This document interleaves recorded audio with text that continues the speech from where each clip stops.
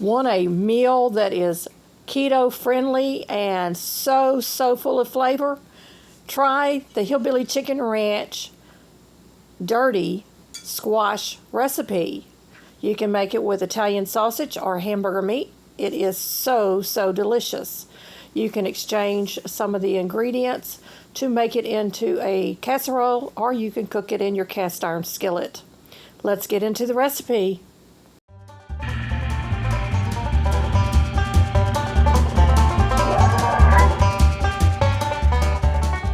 Fresh organic ground beef, 1 medium onion chopped, 1 bell pepper chopped, or you can get the mixed. I've got these from my freezer. 3 small to medium squash, quartered and sliced. I pulled out some tomato paste and stewed tomatoes to go in place of my canned chopped tomatoes. Seasonings are paprika, chili pepper, cumin, minced garlic, salt, and black pepper to taste. Optional ingredient will be mushrooms sliced or chopped up, and you want to have some cheddar cheese or some kind of cheese that you like to go on top, and I will be shredding this towards the end. You'll also need a tablespoon or more of butter. It's supper time on the Hillbilly Chicken Ranch. Welcome to the Resourceful Homestead Hillbilly Chicken Ranch edition. Today we are making the Hillbilly Chicken Ranch Keto dirty squash skillet or casserole. You can do this 2 ways. I'll explain it to you in the video, and I have an interactive description that gives you the full recipe below, so if you miss any of the ingredients, you can go there and check that out. So this is a hearty 6-serving meal, keto friendly. Total carbs are 8.8 grams per serving. Fiber is 2.2 grams per serving, and the net carbs is 6.6 grams per serving. And you can adjust that according to your ingredients. The casserole method will help you if you allow the mixture to cool completely. Scramble some raw eggs and put it into the casserole dish along with your mixture and coating everything. And then put your casserole in a 350-degree preheated oven for 20 to 25 minutes. And then you can put it on a low broiler to melt your cheese and to kind of crisp up the top. But you need to watch it really close. I'm going to do the cast iron method today. It's very simple, easy, and straightforward. It's just for me and my husband tonight. You're going to cover your skillet to allow the cheese to melt at the end of this. My skillet preheating, and I'm going to grab a spatula because we've got fresh ground beef here. I'm just going to slide that into my skillet and get that started. And go ahead and break up your ground beef as you're cooking it. You want to get this browned and cooked through.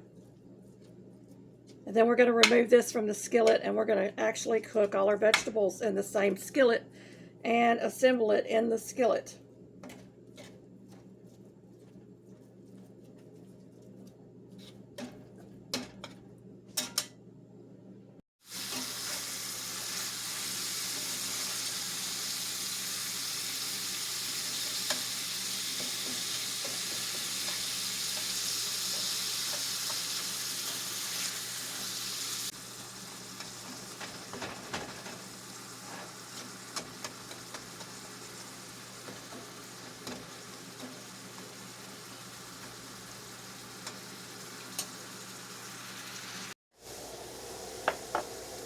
We're going to drain the ground beef, and you can strain off the liquid at this time, but I'm going to be cooking my vegetables in the same skillet.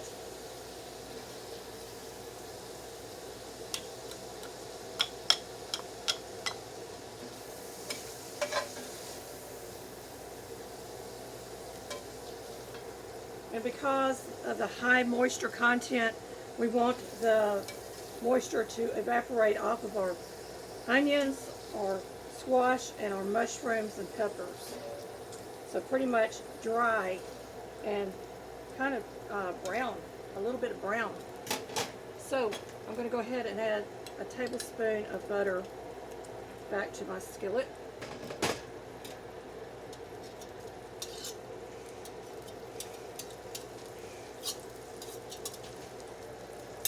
We're going to set this aside. There's the ground beef.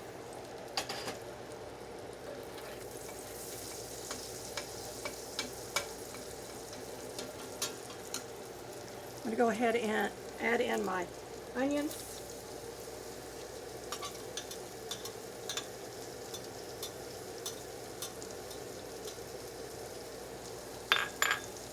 My bell pepper.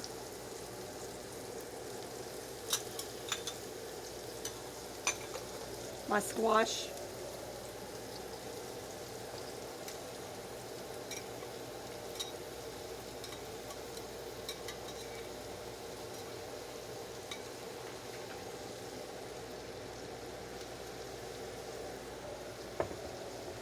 My mushrooms. That skillet looks really full, y'all. I'm also going to add in my seasoning. I decided to use dried minced garlic, so you would use 1 clove fresh, minced, or you use a teaspoon of the dried. And I didn't put that much black pepper in here or the chili powder because I don't want it real spicy. But if you like spice, add it. We're going to let this saute down and get all that moisture off, and we will be right back.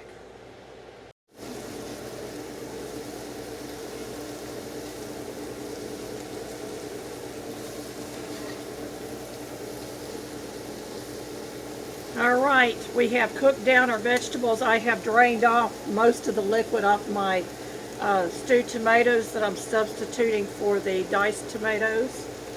I did set the juice aside in case I need it.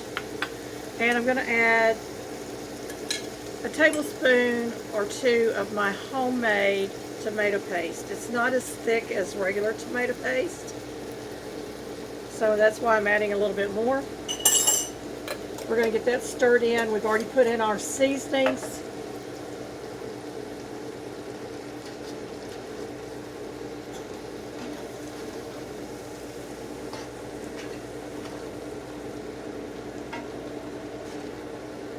And we're going to let that cook down a little bit more because there's some juice in the bottom from the tomatoes.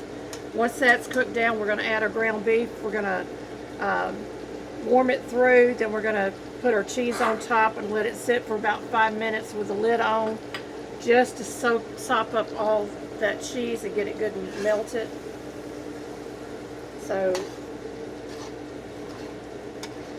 there's not a lot of liquid on this side, but it's getting there. So what I'm going to go ahead and do is I'm going to go ahead and add my ground beef. And again, if you use Italian sausage, then it's actually going to be more savory. So it depends on how much savory you want your dish to be.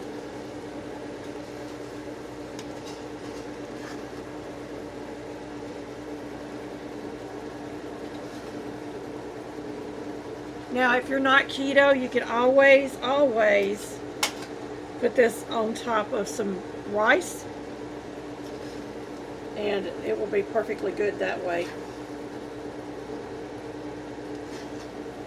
Or you might want to add some fried potatoes. That would be another way to really get it looking delicious and tasting delicious.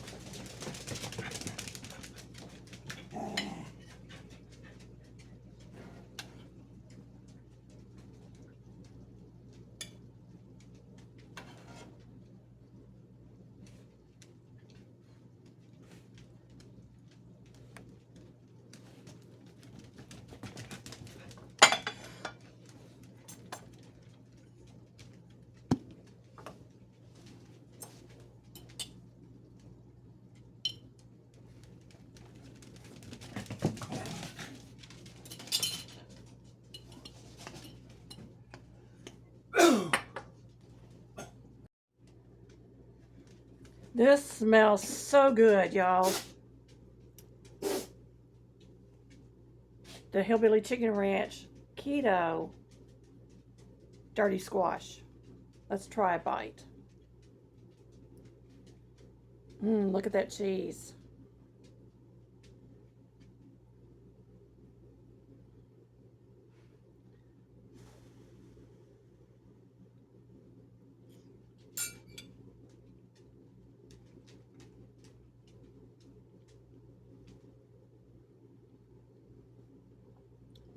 That's a delicious combination of seasoning. I think that your family will enjoy this as a different type of casserole. And again, it's up to 6 servings, so you could actually serve this with a side salad, boiled eggs, or any number of things that are 0 carbs to low carb. Bon appetit! Here's some content I think you might like. Thank you for visiting our homestead. Don't forget to like, subscribe, comment, hype, and share to help our small channel grow. See you next time for more simple living, frugal tips, and farmyard fun.